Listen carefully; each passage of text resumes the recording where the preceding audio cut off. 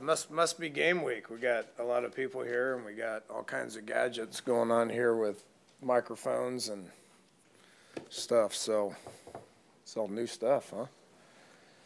Remember seeing this stuff before. So yeah, game week.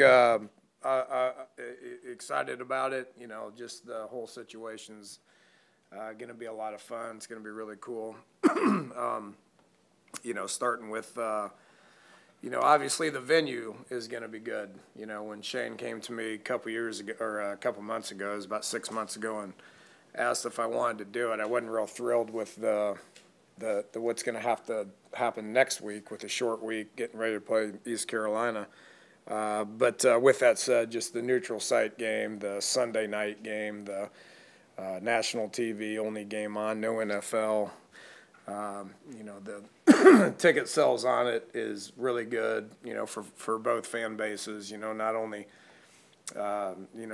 for our fan base, but for Virginia Tech as well, is going to be a great atmosphere. You know, holiday weekend and in D.C. is going to be good. You know, the playing at FedEx Field is going to be good. We're familiar with that, but so are they. They've been there a couple of times as well.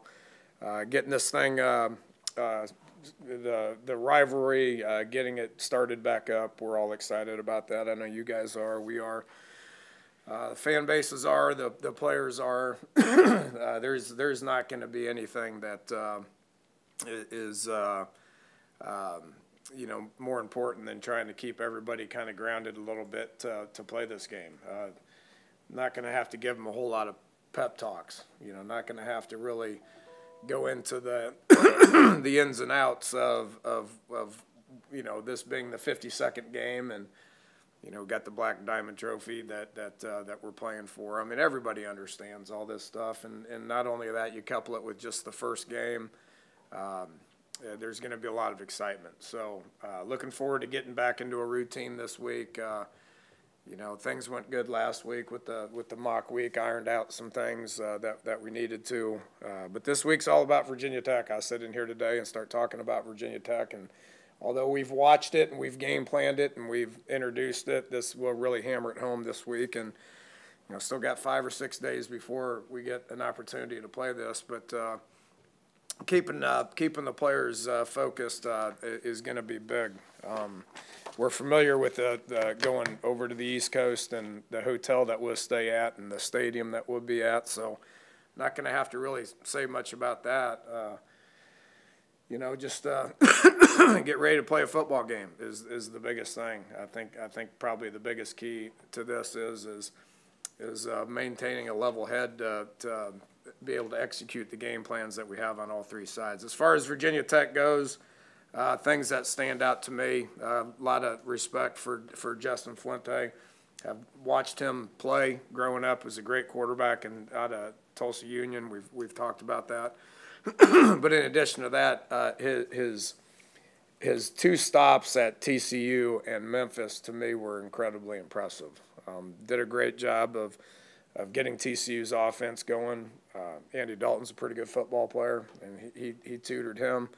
And then went to Memphis and kind of turned that thing around. When they were kind of in shambles, he took it over, and 3 or 4 years later, I mean, he's one of the hottest coaches in the country. So not surprising that he was the ACC Coach of the Year last year and got those guys to 10 wins, won a bowl game, had a chance. Shoot, they were, I mean, the last seconds, last couple minutes of the ACC game, they were a drive away from going down and beating Clemson. So, you know, it's impressive.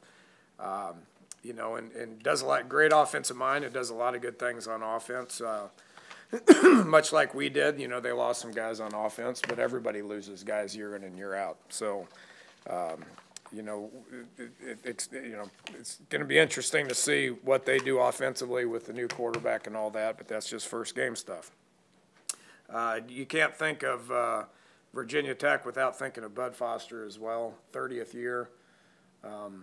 You know, back when I was a young coach and hadn't done anything in this profession, we still followed Bud Foster as far as what he did.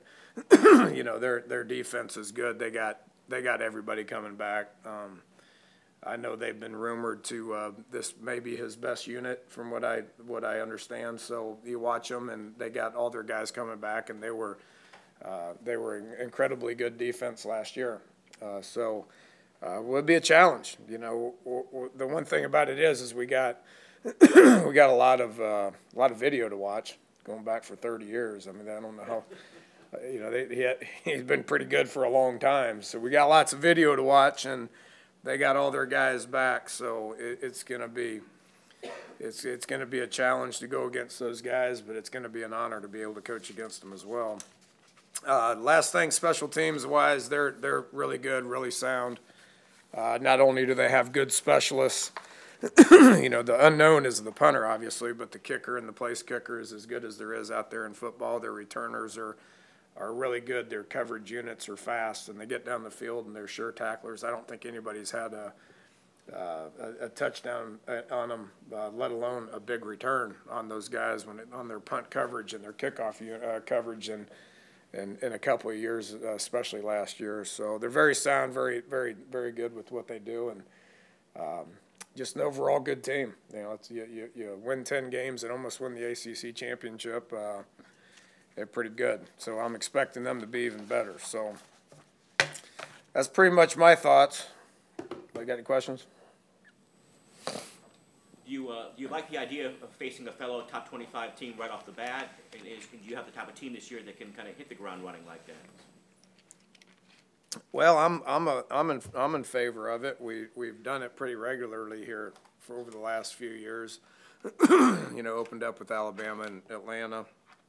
Last year opened up with Missouri, had a neutral site game versus BYU, which was a big game. You know, open up with Tennessee next year and Florida State a couple years from now. So yeah, I'm a big fan of it. You know,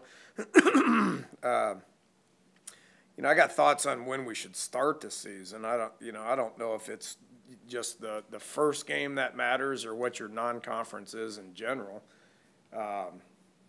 You know, we're going to play big games. So having this one right out the gate is good. I think everybody gets excited about their first game. So whether it's a big neutral site first game or a home big game or just a FCS game, I think you're going to be ready to play that first one no matter what. But I got no problems with with a first game that's a neutral site game that's a quote unquote big game. That's fine with me. How unique is what Fuentes does offensively, and how's it changed since his TCU days?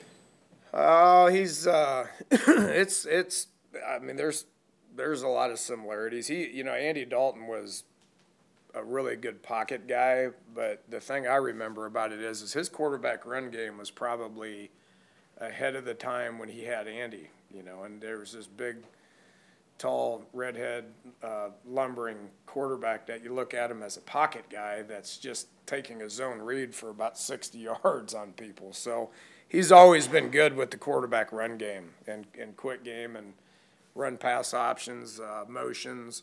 He's done a lot of that stuff. Following him when he was at Memphis. My nephew played quarterback for him at Memphis, so I followed it pretty closely. And the quarterback they had, who's the big kid that got drafted high?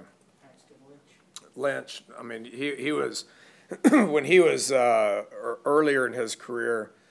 I mean, they would run him on quarterback power and quarterback counter 100 times, just over and over and over again, and developed him into a really, really, really good pocket quarterback, which is why he gets drafted in the first round by Elway.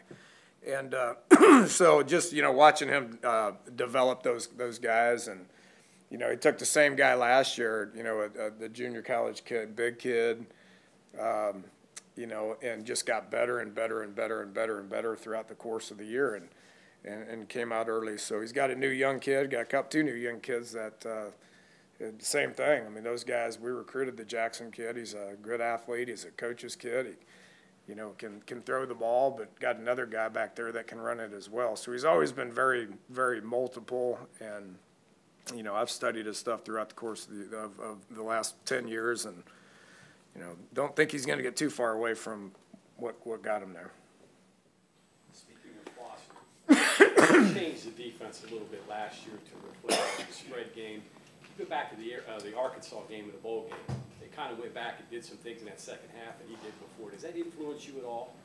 Looking at that. Yeah, it does. I mean, the thing about him is he's been able to adjust. I mean, you take that game was what, 24-0 at halftime, you know, and they come out and they just stifle them on defense and get the offense going. I mean, that's a sign of a good coach, obviously, but it's a sign of a good football team as well, good program. You know, that's just what makes good coaches is, you know, that in-game adjustments and all that stuff's one thing, but the game planning aspect of it is a whole nother thing. The mentality of it is a whole nother thing. The way they practice as a program, the way they, you know, the physicalness that they play with is something that's good. I think we resemble that a little bit as well, you know, with our program as well. I think, you know, we're able to do the same type stuffs, and defensively in particular, I think, you know, we're able to be incredibly multiple when it comes to being able to defend the spread, but also being able to load up and be physical and stop the run. And, you know, that Arkansas is pretty big and pretty physical, and they were able to shut that down, which was pretty impressive. Everybody knows we're going to try to run the ball, so, you know, we're anticipating him doing what he needs to do to be able to stop it. Dana, can you give us an update on Will Greer and how he's been progressing? Good. He's ready to go. I mean, there's a lot of talk about him and a lot of talk about he finally gets to play football again, right? It's been a year and a half, almost 2 years, I guess, to where he hasn't played. So he likes to play. He likes to play the game. Likes to practice. Likes to prepare. Likes to get out there and compete. So, you know, I've never seen him in a live situation. I mean, I've seen him in plenty of practices and watched him on video, you know, as far as the live stuff goes. So I'm anxious to finally see him in a live setting to where he can kind of cut it loose a little bit. He's our quarterback, so, you know, our job is to kind of, you know, protect him a little bit with how we call things, and his job is to be able to play within himself and run our offense the way we ask him to do it. With him as your quarterback and having a new offensive coordinator, does that change how you're able, enhance how you're able to attack defenses this year? Well, I can't tell you that. Yeah, I mean, that's you know, I think, you know, with the new coordinator thing, I mean, that's we'll wait and see. Kind of use that as our advantage, so to speak. I think they're going to know what we're going to do on defense. I think we're going to know what they're going to do on defense. You know, I think there's some question marks anytime you have a new quarterback, which we both fall in the same boat when it comes to that, and when you switch coordinators. But with that said, there's been plenty of times, myself as a coordinator, you go 8 months in the off season and you find some new ways of doing things where there's some new nuances as far as what you do here and what you do there that nobody knows going into game one. There's always a level of uncertainty going into to year one. You know, probably this year more than the last couple years with us. I mean, there's probably a higher level of uncertainty. Is there any similarities between Virginia Tech's quarterback run game and what you see out of K-State when you play them? It's similar. It's similar. You know, and you could look at us last year and say that it's kind of similar. If you pull the Big 12 coaches, I mean, probably who is more similar to Kansas State than anybody in the Big 12 was us last year, just because of what our quarterback strengths were, and you know, having some big physical O-linemen and really focusing on the run game, quarterback run game as well. You know, anytime you run gap schemes and throw your quarterback up inside the tackles, I mean, it's going to resemble Kansas State. You know, put some tight ends and some fullbacks in there, and it's going to resemble Kansas State. Both us and Virginia Tech kind of both resemble that a little bit at times, more so than some of the other quote-unquote air raid offenses that are out there. Hey, when feeling any better about some of the wide receivers behind your top three guys? When was the last time we talked? Last week. Yeah, we've only practiced like twice since then. You've been known for developing quarterbacks and having quarterbacks, and a lot of talk about that. But you've also had some really great wide receivers over the years. What goes into making wide receivers, and how does that apply, especially to Karan right this year? Yeah, developmental process more than anything. There are two things. One, well, three things. One is ability. Okay, there's a lot of players out there that have ability. Two is the developmental process of it. Do they stay the same or do they continue to get better? And then three is the relationship that exists with the quarterback when it comes to timing and getting on the same page.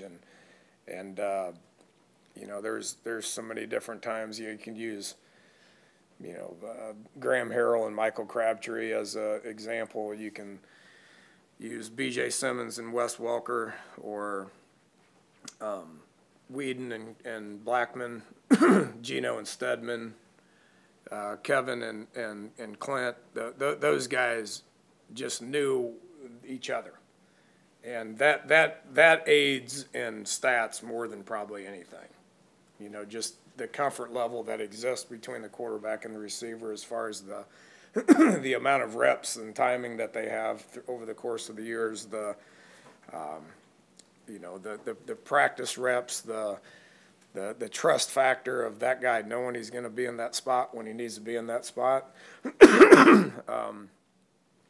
That's hard to teach. I mean, you just kind of go through the process of practicing it and watching it over the course of a couple of years, and it's fun to get him to that spot. Does Clint or does Will have that with any of our receivers right now? I think so. Although we know there's not many of them. I think he's got it with a couple of them, and I'm anxious to see it. To see where it goes. I think we got three receivers that have an opportunity to be in that conversation. Some of that's going to depend on Will's mentality, on who he looks to and who he throws it to, and what happens when he does. The year before Kevin broke out, he had a similar year to what Karan had last year. Correct. I guess. Yep.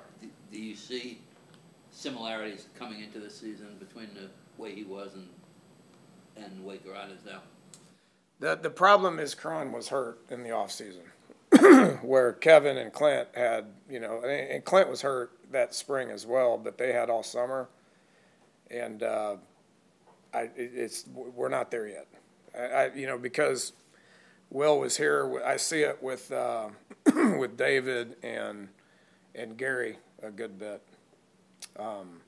and I'm hopeful that it catches on with Karan as well. Not that it hasn't, just to the point to where you're talking about Karan like you talked about Kevin, which is kind of unfair.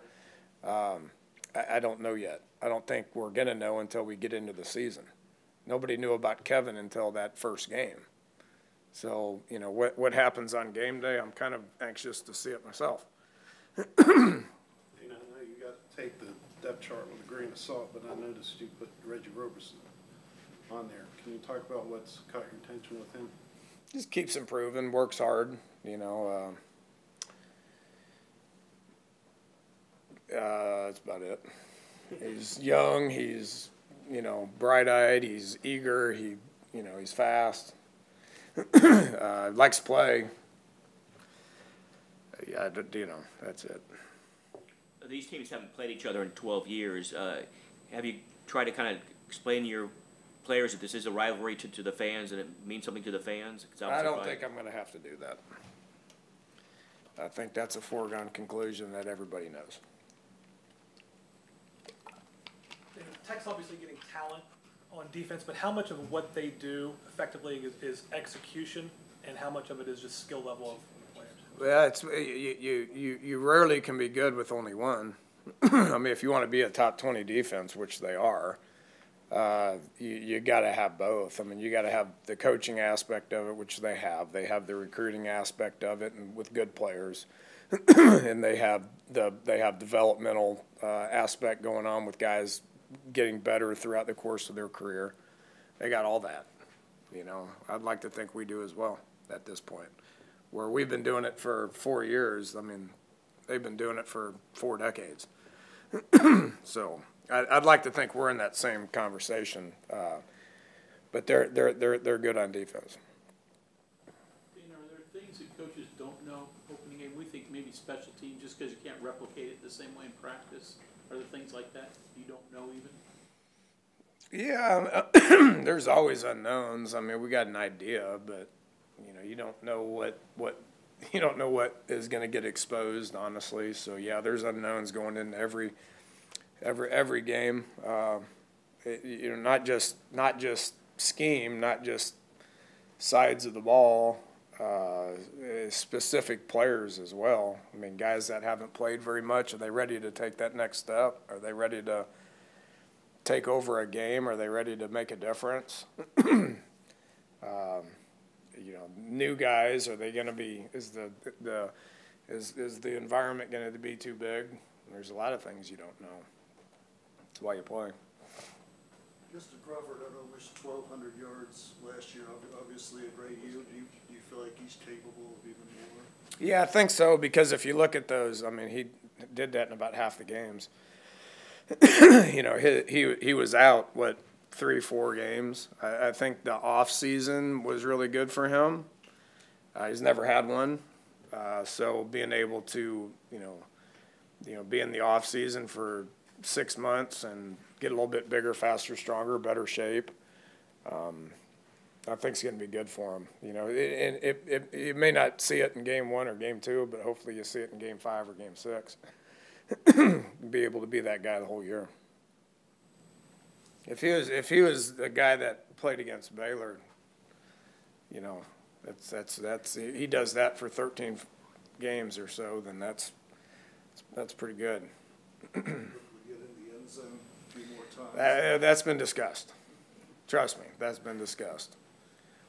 What good is getting 200-300 yards if you can't get in the end zone, right? So I'd like for him to bust a few of those and finish it off with some points. Didn't do it nearly as much as he needs to, but I think there's a conditioning aspect to that, a strength aspect to that, that I'm hopeful that the off season that he went through is going to be able to help him finish some of those runs. It's not just durability, but it's being able to finish the deal. You know what a good team looks like, feels like. You look around your locker room or look around your practice and go, yeah, this does seem like a top 25 team to me. I think I might have one of the better teams in the country this year. I think that's why you play 12, 13 games, probably more than anything. I mean, I like our team where we're at. I think there's a pretty high level of optimism right now.